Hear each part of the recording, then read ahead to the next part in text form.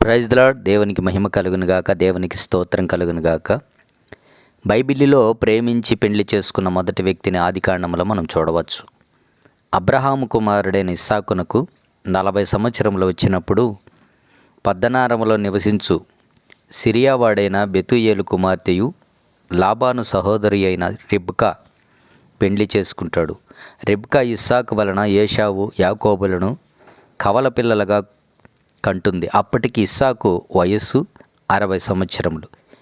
వీరిద్దరూ ఎదిగిన తర్వాత పెద్దవాడైన ఏశావు తన జ్యేష్ఠత్వపు హక్కును విలువను తెలుసుకొనకుండా ఒక పూటకూటికి ఆశపడి చిన్నవాడైన యాకోబునకు ప్రమాణపూర్వకముగా అమ్మివేసుకుంటాడు. ఆ తర్వాత ఏశావు దేనినైతే పోగొట్టుకున్నాడో దాని విలువను తెలుసుకొని దాన్ని పొందాలనుకొనగా అప్పటికే అది యాకోబునకు చెందుతుంది. అందుకై ఏశావు యాకోబు మీద పగబట్టి అతడిని చంపాలనుకొనగా ఈ విషయం తెలుసుకున్న రిబ్కా యాకోబుతో మాట్లాడి తన బంధువుల యొద్దకు పంపిస్తూ యాకోబు నాహోరు పట్టణంలో ఉన్న తన తల్లి సహోదరుడైన లాబాను దగ్గరకు బయలుదేరగా మార్గములో లాబాను చిన్న కుమార్తె అయిన రాహేలు అతనికి ఎదురుపడుతుంది. మొదటిసారిగా సుందరవతి అయిన రాహేలును చూసిన యాకోబు ఆమె యొద్దకు వెళ్ళి ముద్దు పెట్టుకుంటాడు. దీనిని ఆత్మీయముగా ఆలోచించిన ఎడల ప్రస్తుత కాలంలో ఉన్న యవ్వనస్తులు చేసే తొందరపాటు దుడుకుతనము అని చెప్పాలి. వివాహానికి ముందే తమ శరీరాన్ని పాడు చేసుకొని అపవిత్రపరుచుకుంటున్నారు.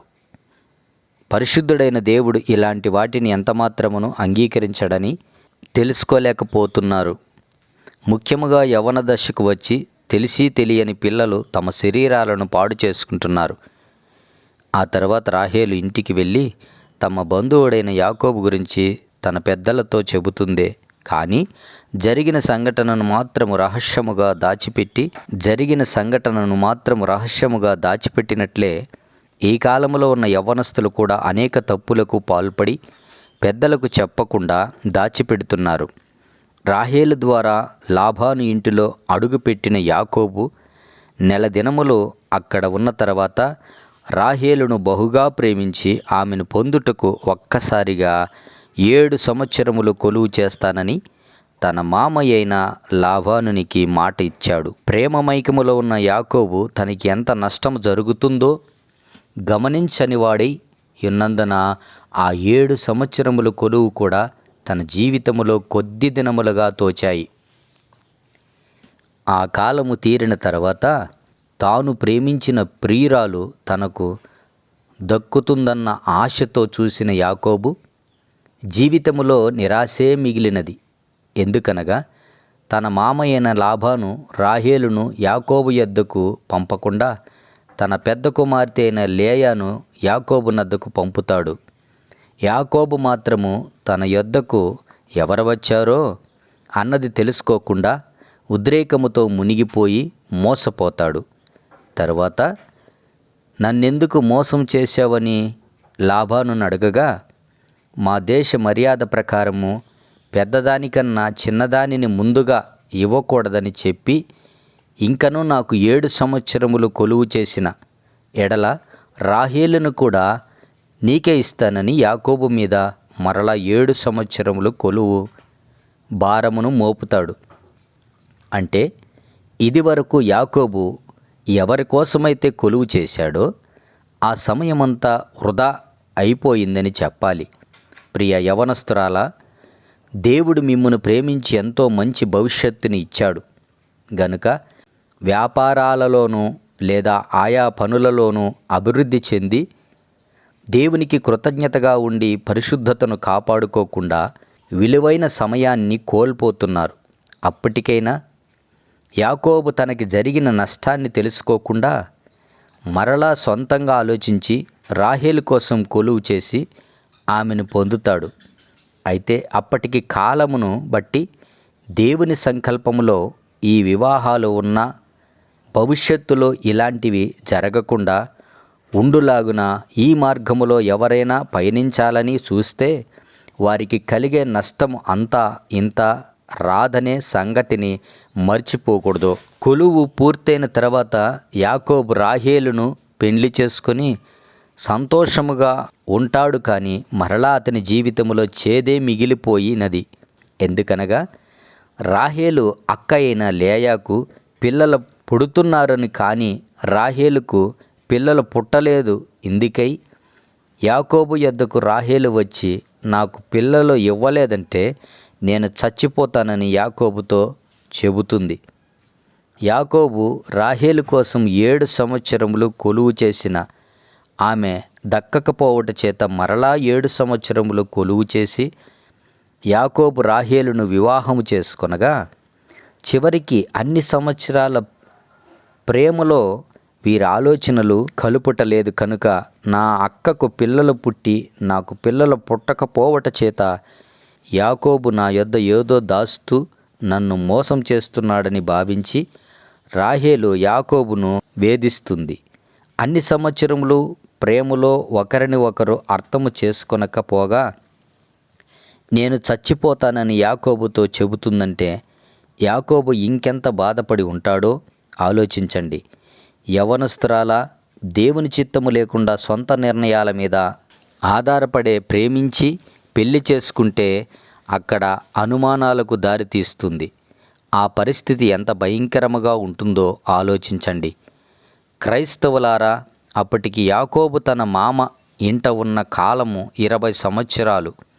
ఆ తర్వాత అతడెంత నష్టపోయాడో తెలుసుకొని తన మామ అయిన లాబానుతో 20 సంవత్సరములు నీ యొద్ద ఉన్నాను. నీ మందలో వేటిని నేను తినకపోగా దుష్టమృగముల చేత చీల్చబడిన దానిని, దొంగల చేత దొంగిలింపబడ్డ దానిని నష్టమును నా యొద్ద పుచ్చుకొనటమే కాకుండా 10 మార్లు నా జీతమును మార్చావని దుఃఖపడతాడు. అంతేకాదు, యాకోబు రాహేలు ప్రేమలో ఉన్నప్పుడు తాను కొలువు చేసిన దినములు కొద్దిగా ఉన్నాయని అప్పుడు చెప్పుకుంటూ నిద్ర కూడా నా కన్నులకు దూరమైపోయిందని వేదన చెందుతాడు. అంటే ప్రేమమైకములో తానెంత నష్టపోయాడో గమనించని వాడయుండి ఇప్పుడు మాత్రం ఆ దినాలలో అతడు ఎంత మోసపోయాడో, ఎంత బాధపడ్డాడో, ఎంత క్షీణించిపోయాడో అతడు సాక్ష్యమిస్తున్నాడు. ప్రియమైన యవ్వనస్తురాలా, ప్రేమలో సంతోషము, సుఖము శాశ్వతము ఉంటుందని పయనిస్తున్న నీవు ఇప్పటికైనా నీ జీవితంలో నష్టము రాకమునిపే అన్నీ వదిలిపెట్టి దేవుని వైపు తిరుగు.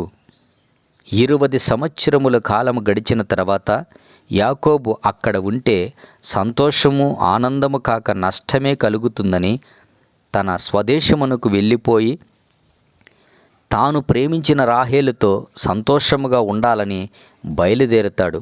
కానీ మరలా యాకోబు జీవితంలో ఎన్నడూ ఊహించని నష్టమే కలిగిందని, ఏదనగా వారు వెళుతున్న మార్గములో రాహేలు ప్రసవ వేదనతో ప్రయాసపడుచు ఒక బిడ్డను కని యాకోబు చేతిలో పెట్టి శాశ్వతముగా అతన్ని వదిలిపెట్టి వెళ్ళిపోతుంది. అంటే చనిపోతుంది. ఇప్పటి వరకు యాకోబు జీవితంలో జరిగిన నష్టాలు ఒక ఎత్తైతే, అన్ని సంవత్సరములు ప్రేమించిన రాహేలు చనిపోగా తన ఆశలు, కోరికలు అన్నీ నాశనమైపోగా ఎంత బాధపడింటుందో ఆలోచించు క్రైస్తవుడా. 20 సంవత్సరములలో ప్రేమ వివాహం చనిపోవుట కూడా జరిగిపోయినది. ఇంకెక్కడ యాకోబు రాహేలును వివాహము చేసుకుని సుఖముగా ఉన్నాడు? ప్రేమలో వీరు కలిసి జీవించిన సంవత్సరములు ఎన్ని? అది శాశ్వతముగా ఉన్నదా? దయచేసి ఆలోచించండి. యవ్వనస్తురాలా, ఇలాగే చాలామంది ప్రేమమైకములోకి వెళ్ళిపోయి ఆరోగ్యాన్ని పాడు చేసుకుంటున్నారు, భవిష్యత్తుని నాశనము చేసుకుంటున్నారు. కొందరైతే మానసికముగా వ్యాధిని అనుభవిస్తున్నారు. మరికొందరైతే ఈ మార్గములలో ఆత్మహత్యలకు కూడా పాల్పడినారు. స్నేహితుల మాటలకో, సినిమాలకో, సమాజములో ఉన్న కల్చర్కో అలవాటు పడి ఆ మార్గం వైపు పయనిస్తే అందులో నష్టమే ఉంటుందని దేవుని వాక్యము సెలవిస్తున్నది.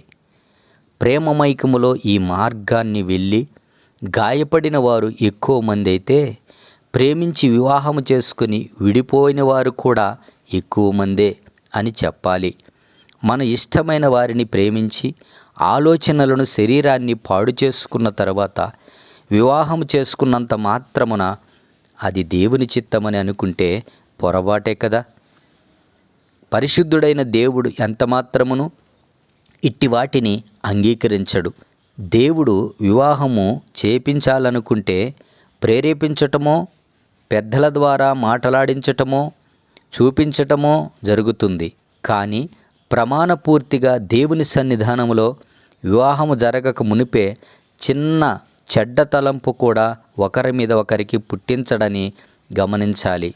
హవ్వ, ఆదాములు వృక్షఫలములను తిన్న తర్వాత చెట్టు చాటున దాగుకొనగా దేవుడు అధికారపూర్వకముగా హవ్వను ఆదాముకు భార్యగా ఇచ్చినప్పుడే ఆమె ఒంటి మీద చెయ్యి వేశాడని గమనించాలి.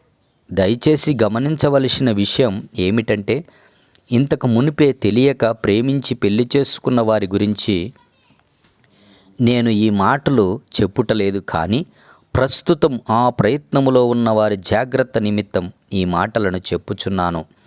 ఇంతకు మునుపు వివాహము చేసుకున్న వారి విషయంలో అది మంచో చెడో దేవుడు తీర్పు తీరుస్తాడు లేదా క్షమిస్తాడు గనుక ప్రియ యవనస్తురాలా, దేవునికి విరుద్ధమైన వాటిలో తలపెట్టి మిమ్మును నష్టపరచుకొని బలి చేసుకునవద్దు. ఒకవేళ అలాంటి బంధకాల్లో గనక ఉంటే దేవునికి ప్రార్థించి దేవుని వాక్యమును ధ్యానించు. దేవుడు మిమ్మల్ని దీవించునుగాక. ఆమెన్. సమృద్ధి జీవం ఛానల్ చూస్తున్న వారందరికీ నా వందనాలు. ప్లీజ్ లైక్ చేయండి, షేర్ చేయండి, సబ్స్క్రైబ్ చేయండి.